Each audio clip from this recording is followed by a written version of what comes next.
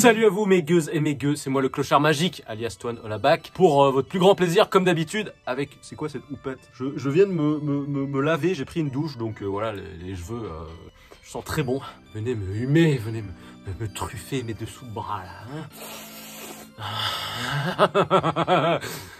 Bref, c'est l'année 2024, c'est la première vidéo de l'année que je fais, donc je vous souhaite une très bonne année. J'espère que vous avez bien réveillonné, que vous avez passé un bon Noël, que les personnes de vos familles, que les personnes de vos amis, enfin non, que vos amis, pardon, que tout le monde va bien. Et même si par la plus grande des malchances vous avez fêté toutes ces fêtes seuls, bah sachez que le clochard magique est là, et que le clochard magique pense à vous. Et j'espère en tout cas que cette année 2024 sera pleine de bonnes choses et de réussite pour vous. Alors, c'est ma première vidéo de l'année, mais c'est également ma dernière vidéo ici, car je suis obligé de déménager. Encore, me direz-vous. C'est vrai que ça commence à faire beaucoup. En 5 ans, ça va être mon 6e déménagement. C'est quand même beaucoup. Alors, pour la petite histoire, c'est que malheureusement, un promoteur immobilier a racheté l'immeuble. Tout le monde le sait, hein, ce qu'ils font, c'est qu'ils vont construire un truc qui va coûter beaucoup plus cher pour avoir des commerces qui coûtent beaucoup plus cher, ou des habitations qui coûtent beaucoup plus cher. Et en gros, ils nous ont dit, bah, cassez-vous, quoi. Non, on a un arrangement avec eux. L'arrangement, il est plutôt pas mal. L'appartement dans lequel on est avec ma femme, il fait 45 mètres carrés. On est vraiment dans l'hyper-centre de Ebisu. On est à 2 minutes à pied de la gare.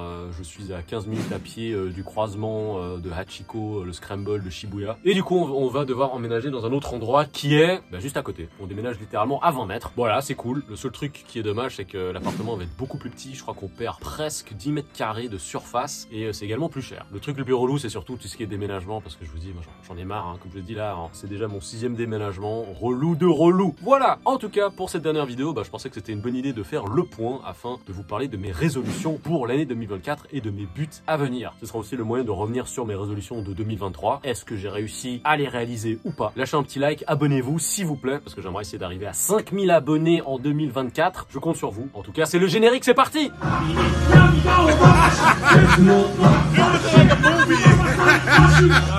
It's my man Tawana. You need some artwork? Hit my man Tawana.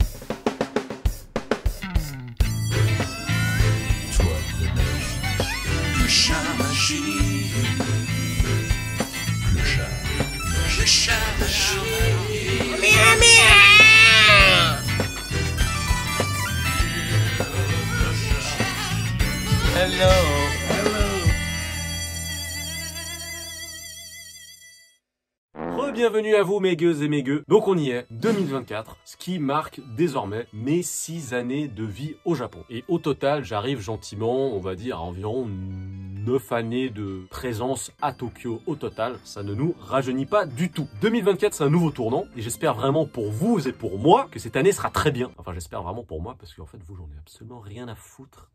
Débutons avec les points positifs de l'année 2023. Le retour en Suisse. Il y a les vlogs qui sont en cours de parution pour le moment. Mon retour en Suisse qui ne s'est pas fait depuis 2019 et 2023, ça a été l'occasion de revoir ma famille, mes amis proches après des années et des années de séparation. Ça a été également l'occasion de voyager en France. Le vlog arrive, mais je suis en retard comme toujours. Et la belle occasion d'avoir des retrouvailles dignes de ce nom avec les amis en France. Victor Dermot que vous connaissez déjà, qui est revenu au Japon pendant 3 mois dernièrement. Mais également les retrouvailles avec Winnie Sensei, qui lui aussi était revenu au Japon l'année passée. Faudrait que je me coupe les poils de nez là parce que... Ah! Globalement, l'année a été plutôt bonne. Si je dois lui donner une note sur 10, je lui mettrais la note de... Allez, 6,5. Parmi les bons points, on retrouve notamment mon nouveau travail chez Japan Deal World, aka JD World. Encore un grand merci à Steve de Nominication pour le plug, et salutations à toute l'équipe de JD World, parce que voilà, on se marre beaucoup, et il y a vraiment une très bonne ambiance au boulot. 2023, ça a été également une très bonne année en termes de rencontres avec des gens hyper cool. Je pense notamment à Théo MCX. On se connaissait déjà des réseaux depuis quelques années, mais là, c'était la première fois qu'on se voyait, et on s'est vu par ailleurs 2 fois cette année, parce que Théo est venu 2 fois au Japon en 2023, même si c'est quelqu'un qui est beaucoup plus jeune que moi, c'est quelqu'un avec qui j'aime beaucoup parler, j'aime beaucoup partager, il a une très belle sensibilité, et il a une très belle intelligence pratique aussi, gros poutou à Théo. Très belle rencontre également, mais cette fois-ci c'était via le travail avec Mosh, qui est un influenceur One Piece, c'est quelqu'un de véritablement adorable, comme avec Théo, on a eu l'occasion de passer pas mal de temps avec Mosh, avec ma femme, et d'ailleurs ma femme adore Théo et Mosh, elle les trouve vraiment trop gentils et trop mimi. Sinon pour citer également d'autres personnes, Mati et Mademoiselle Soso, qui sont des influenceurs influenceurs manga, et également leurs amis Maxime et Mélanie. Très bonne fin d'année. Je citerai également Delphine Zbabado, Zenamo, Zabado, et puis également Anatitude. Mention spéciale également à Kevin du Japon en noir et blanc, encore un grand merci pour l'interview, c'est sur sa chaîne. Également Florent et Romain, l'équipe Manga d'Occasion, si je puis dire. Last but not least, le très beau et très musclé Kevin de Michoukou. Voilà, des gens très gentils avec qui j'ai pris beaucoup de plaisir également à sortir et mieux faire leur connaissance. Bref, 2023 c'est vraiment une année riche en rencontres et surtout avec des gens qui sont motivés, qui ont leurs activités, que ce soit dans la création de contenu, dans les jeux vidéo, dans l'art de façon générale. Mais en tout cas, je me suis vachement marré avec beaucoup de ces personnes-là. En parlant d'humains, 2023 c'est également une année sous le signe des retrouvailles. Il y a beaucoup de personnes que j'avais pas revues depuis 4 voire 5 années, notamment Vladimir Cauchemar, Silver, El Libanese, Max et Anto de Back in the Days, et aussi Orelsan, Scred et Ablai, sans oublier Quentin Desronziers qui était de passage début 2023. En tout cas, ça fait toujours trop plaisir de retrouver des personnes tout d'abord qui sont adorables et qui en plus de cela ont énormément de talent dans leur domaine respectif. Un peu comme moi. Ah oui, un autre très bon point, c'est que parmi les nouvelles rencontres, j'ai rencontré également Rob Pereda, qui est une personne qui a collectionné plusieurs de mes pièces d'art et qui était également responsable du pôle animé de Netflix. C'est quand même quelque chose de très flatteur de savoir que quelqu'un qui a autant de poids et de connaissances dans son industrie à une échelle internationale ait jeté son dévolu sur mon art, ça fait super plaisir. Autre très belle rencontre, c'est celle avec Tomoko Ida, une productrice japonaise de hip-hop qui est par ailleurs la première productrice japonaise à être nominée aux Grammy Awards, donc c'est vraiment historique. Peu importe le statut de toutes ces personnes ou ce qu'elles ont fait, ce qu'elles n'ont pas fait ou j'en sais rien, c'est avant tout des gens avec qui je m'entends super bien, c'est des gens super adorables et je ne le redirai jamais assez, 2023 c'était vraiment marqué du sceau de l'humain et ça fait vraiment du bien car ça va venir contrebalancer ma grosse déception de 2023. On y arrive. Point négatif, j'avais pris des résolutions pendant l'année 2023 et concernant la santé et les exercices, j'ai pas réussi du tout. Je suis une demeure, j'ai dû faire du vélo d'appartement 3 ou 4 fois en 2023. Parmi mes autres buts, c'était l'apprentissage du japonais. Là non plus, je n'ai pas pu. J'ai pu améliorer mon niveau conversationnel en général, mais au niveau linguistique et vraiment grammatical,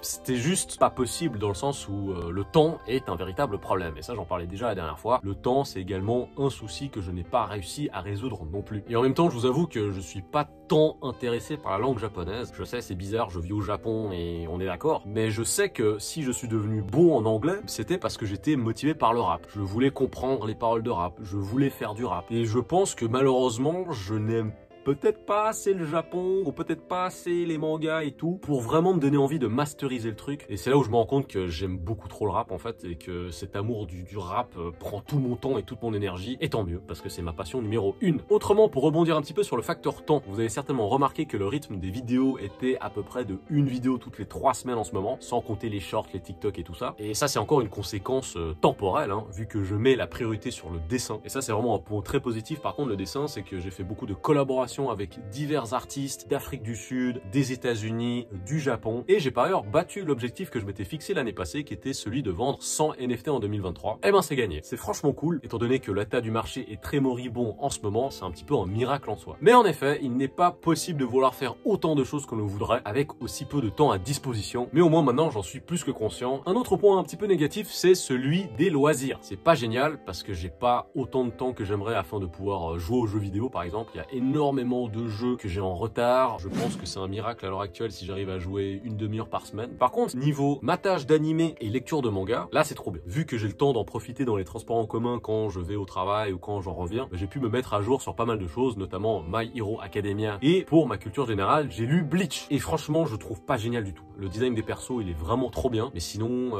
c'est mal rythmé, l'histoire elle est pourrie, les attaques spéciales, c'est toujours la même chose. Enfin voilà, je trouve surcoté de fou. Et pour ne pas aider la chose, je suis en train de m'infliger un truc horrible. Je regarde le film live de Bleach. Alors déjà que l'adaptation live elle est complètement pourrie, il faut rajouter à ça le fait que les films japonais, je trouve que globalement c'est nul parce qu'ils jouent hyper mal. Le ton il est mauvais, c'est surjoué, on dirait une parodie. Voilà, en termes de management de temps, j'aimerais encore plus consacrer du temps pour moi-même parce que là en 2023 c'était pas vraiment génial. C'est encore trop déséquilibré entre le temps que je donne à autrui pour les sorties, même pour le travail tout simplement, et le temps que je consacre vraiment à moi-même pour mes projets ou même tout simplement pour prendre soin de ma femme et passer passer du temps avec. Je sais qu'à certains égards, je suis devenu un petit peu la personne à rencontrer pour pas mal de monde de passage à Tokyo, ce qui est vraiment très flatteur. Malheureusement, je ne peux pas dire oui à tout le monde. Mon but, comme je l'ai dit, c'est de consacrer plus de temps à ma famille, plus de temps à ma femme, et cela demande évidemment un esprit concentré et le fait d'éviter de sortir le plus possible aussi. Voilà, j'ai pas envie de m'éparpiller en fait. En parlant de ma femme, je suis vraiment quelqu'un de très chanceux. Même si on est des personnes avec des points de vue sur le monde qui sont assez opposés, je suis assez cartésien, c'est quelqu'un d'assez... je sais pas vraiment comment le dire. Et bon, on arrive toujours à trouver un terrain d'entente au final. 2024, c'est une année clé, car c'est la création d'un vrai foyer, dira-t-on. J'ai envie de prendre plus de responsabilités en tant que mari, j'ai envie de plus m'investir dans le couple. Il faudra certes attendre un petit peu avant d'avoir des résultats, on va dire. En tout cas, c'est une construction sur le long terme et je compte bien faire de mon mieux. Évidemment, dans ce but, qui est un but commun avec ma femme, il s'agit de faire plus attention au temps qu'on donne, mais également au budget, etc. Le mot d'ordre, c'est la famille. En gros, faire des choses de gens de mon âge. Et j'aimerais également plus me consacrer aux gens que j'aime vraiment. Ça va sonner peut-être bizarre à vos oreilles, mais ces dernières années, je traîne souvent avec des gens qui sont beaucoup plus jeunes que moi. Non pas que ça me dérange, mais à la base, mes amis aux États-Unis et mes amis en Suisse, c'est très souvent mes aînés. Ce sont donc des personnes dont j'ai pu apprendre énormément de choses pendant des années et des années. Ne me faites pas dire ce que je n'ai pas dit. C'est pas que je n'apprends rien des personnes plus jeunes que moi, hein, attention. Mais on n'a tout simplement pas les mêmes préoccupations et les mêmes objectifs. Ce qui est normal, car il ne faut pas oublier, le 10 février 2024, je vais avoir 40 ans. À cause du dessin, j'ai eu très rapidement un sacré décalage de vie avec celle de mes amis, ce qui a créé un espèce de retard entre eux et moi de facilement 10 ans. Et ça, c'est en raison de mes choix de vie par rapport au dessin. J'ai décidé à un moment de mener une vie de bohème, une vie d'artiste, faite de beaucoup de sorties, de rencontres, une vie rock and roll quoi. Et là, j'aimerais tout simplement plus appliquer des objectifs de vie de personnes qui a 40 ans. Les sorties, se mettre sur le toit, la bringue, à quelques occasions, oui, mais encore une fois, on ne peut pas dire oui à tout le monde, ce n'est pas possible. Et ça, c'est quelque chose que j'avais déjà dit dans ma vidéo de 2023 par rapport à mes résolutions, mais s'il y a des gens qui sont de passage à Tokyo qui me disent « viens, on se chope, on sort, etc. » et que je vous dis non, c'est pas par méchanceté. Je veux juste être égoïste avec mon temps afin de le répartir au mieux pour ma femme, pour moi et mes activités personnelles. En passant, ma femme, encore une fois, Kiko, c'est vraiment une battante, une vaillante de fou furieux. Elle travaille extrêmement dur, elle a 2 boulots en même temps, elle a donc son boulot normal de jour, et le soir, souvent vers les 21h, elle va travailler le soir dans des établissements de nuit, dans des bars et tout et tout. Ce qui fait qu'elle a un rythme de vie qui est assez difficile, car il lui arrive souvent de finir le boulot entre 2h, voire 4h du matin, ce qui fait que des fois, moi, il est 5h, je la vois rentrer, et le lendemain, le jour même, donc plus tard, rebelote, sa journée, elle recommence, et je sais pas du tout comment elle fait. Et c'est vraiment là où mon but, in fine, c'est pour elle. Je ne veux plus qu'elle ait à avoir ce style de vie. Je veux vraiment avoir des arguments solides pour lui dire stop, je m'occupe de ça, repose-toi à la maison. Comme vous l'avez compris, c'est vraiment quelque chose qui est tourné beaucoup vers ma femme. Même si le bilan est plutôt positif de façon générale, 2023, c'est également l'année où pour la toute première fois de ma vie, j'ai décidé de couper les ponts avec quelqu'un. Ça m'est jamais arrivé auparavant et je pense qu'au nom de notre histoire passée, de notre histoire amicale, j'ai laissé faire beaucoup de choses. Et parmi ces choses-là, il y a des grands moments d'humiliation, l'absence de respect, de considération et de reconnaissance pour ma personne en tant qu'artiste et en tant qu'humain. C'est vraiment quelque chose qui est pas nouveau et si je devais faire un comparatif, le traitement que je subissais, c'était pareil à ces comédies américaines où vous avez la meuf populaire, la pom-pom girl, dont la meilleure amie est une espèce de nerd. Quand elles sont juste les deux, ça va, il n'y a aucun souci. Mais à partir du moment où il y a le garçon populaire ou des gens populaires qui se pointent à l'horizon, la meuf non populaire, elle se fait dégager par la pom-pom girl direct. Et en fait, moi, c'est vraiment le traitement que j'ai vécu pendant des années et des années en l'acceptant parce que j'étais tout simplement dans le déni. Quand tu réalises que pour cette personne, tu es un éternel plan B, voire plan C, et que cette personne, tristement, accorde plus d'importance à son succès qu'à l'amitié qu'elle peut avoir pour des personnes, c'est là il faut vraiment dire stop. Mais au final, je suis gagnant de toute façon. À bien y regarder, c'est triste d'être comme cette personne et j'ai pas du tout envie de finir comme elle, car elle n'a pas de vrais amis et elle est en vérité vraiment seule. Mon seul regret, c'est d'avoir été trop bon, trop con, de lui avoir fait trop de passes décisives, qu'il s'agisse de mon aide, de mon amitié en fait, tout simplement. J'en ai vraiment marre des relations toxiques qui sont basées sur des calculs, sur les intérêts, sur le niveau de la personne. Je vais donc me tenir très éloigné de tout ça. Et j'en profite pour vous demander, est-ce que ça vous est déjà arrivé de couper les ponts avec quelqu'un et pourquoi? Qui était cette personne pour vous à la base? Dites-le moi dans les commentaires, ça m'intéresse vraiment. Mais en tout cas, je sais que je suis une bonne personne. J'ai énormément de chance d'avoir pour amis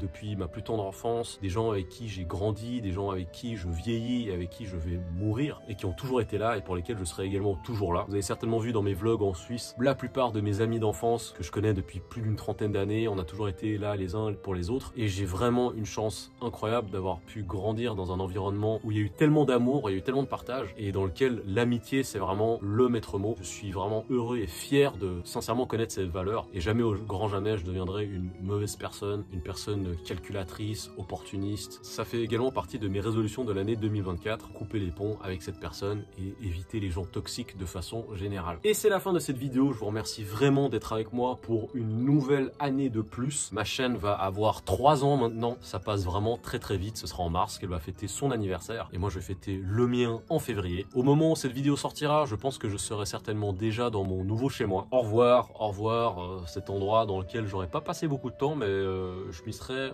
vraiment attaché. En tout cas, dites-moi comment a été votre année 2023 et quelles sont vos résolutions pour 2024. J'aimerais échanger et en parler avec vous. Encore un grand merci d'être ici avec moi. N'oubliez pas de me suivre sur les réseaux sociaux, Twitter, Facebook, TikTok, @AirForce1. Puis activez la cloche pour la chaîne. Abonnez-vous, likez, commentez comme d'habitude. Parce que l'un de mes buts aussi, c'est d'avoir 5000 abonnés sur cette chaîne. Je sais pas si ça va être possible. Parlez-en à vos amis, partagez sur vos réseaux. Ce sont toujours les petits gestes qui sauvent la vie. Un grand bisou aux tipeurs. Merci à vous d'être là. Merci à vous de donner un petit quelque chose afin de soutenir mes efforts en vidéo. Je vous souhaite vraiment une excellente année. Le meilleur pour vous. Ciao!